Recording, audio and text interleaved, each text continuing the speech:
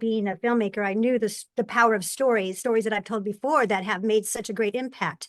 That, one of the things that they do is they humanize issues, because you can hear data all day long and you can listen to reports on the news or a Vice report, and it's data, and data doesn't connect.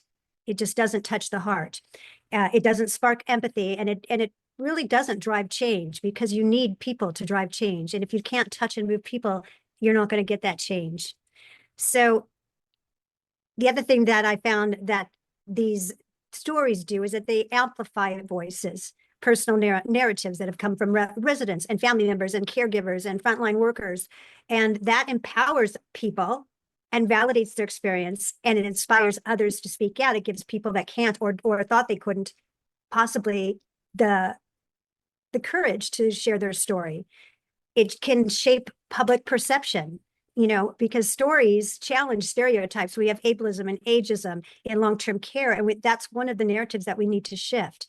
And we can do that. We can do that with story, because we're talking about real narratives, real journeys, and those are powerful. And those stories can also influence, like Don was saying, policy.